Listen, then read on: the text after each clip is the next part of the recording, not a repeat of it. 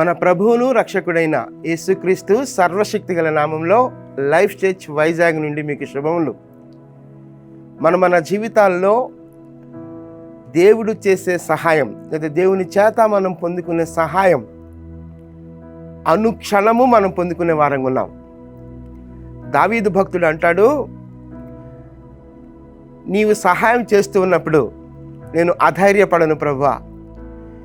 నీవు సహాయం చేస్తే లేదా నీవు సహాయం చేస్తున్నప్పుడు నా చుట్టూ దండు దిగినా నేను భయపడకుండా ఉంటాను ప్రభువా, నేను ధైర్యాన్ని విడిచిపెట్టను ప్రభువా అని దేవుని మీద ఆధారపడే అనుభవాలు దావీదువి.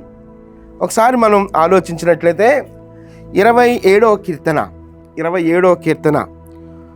9వ వచనాన్ని నేను చదువుతున్నాను. 27వ కీర్తన 9వ వచనం. నీ ముఖమును నాకు దాచకము, కోపము చేత నీ సేవకుని తోలివేయకుము. నా సహాయుడవు నీవే, రక్షణకర్తవగు నా దేవా, నన్ను దిగనాడకుము, నన్ను విడువకుము. ఈ వచనంలో ఆ మధ్యలో ఉన్నటువంటి ఆ ఫ్రేజ్ని నేను తీసుకుంటున్నాను. నా సహాయుడవు నీవే అంటున్నాడు. నా సహాయుడవు నీవే. ఎప్పుడు నా సహాయుడవు అంటే ప్రతి మూమెంట్లో, ప్రతి పరిస్థితిలో. ఆ ముందు వచనాలు చూస్తే నా చుట్టూ దండు దిగినా, ఆ పరిస్థితుల్లో నేను ధైర్యాన్ని కోల్పోవలసిన పరిస్థితులు వచ్చినా నేను ధైర్యాన్ని కోల్పోను.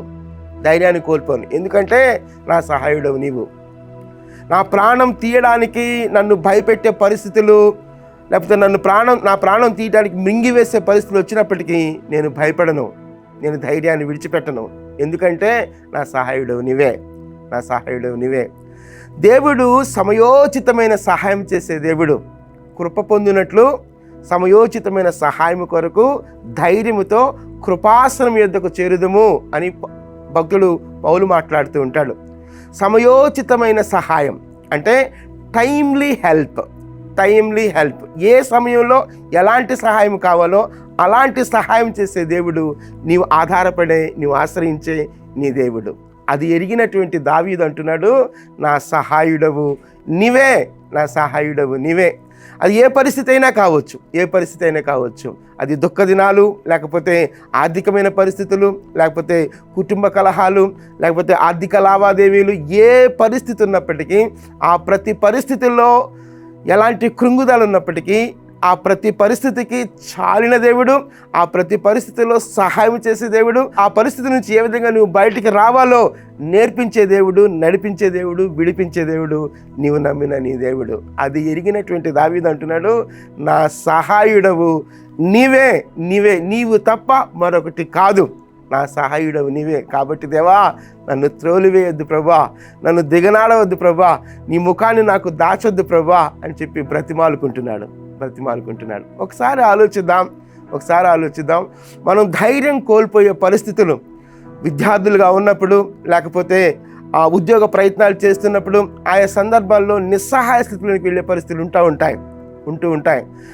కొన్ని పరిస్థితుల్లో నువ్వు ఆశించినది జరగక, లేకపోతే నువ్వు ఎక్స్పెక్ట్ చేసిన ఉద్యోగం రాకనో, ఏదో ఒకటి ఆ పరిస్థితి నిరాశ చెందే క్రమాలలో ఆ పరిస్థితులలో కూడా దేవుడు నీకు నిరీక్షణ కలుగు చేసే దేవుడు, నీకు సహాయం చేసే దేవుడు.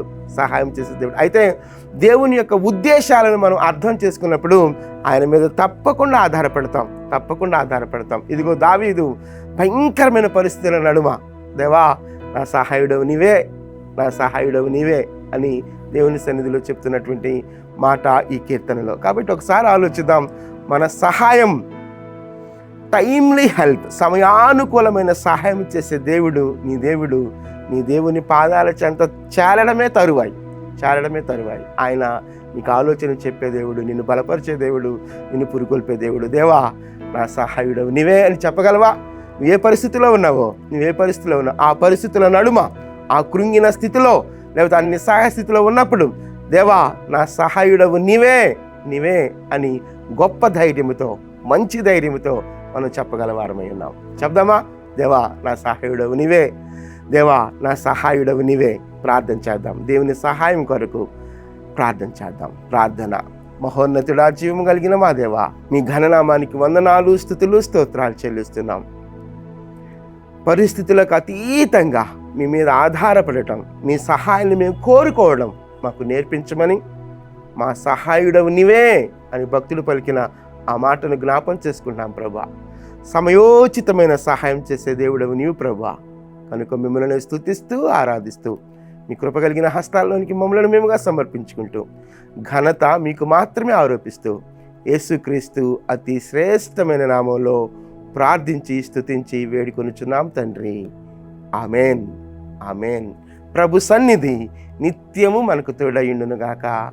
ఆమెన్.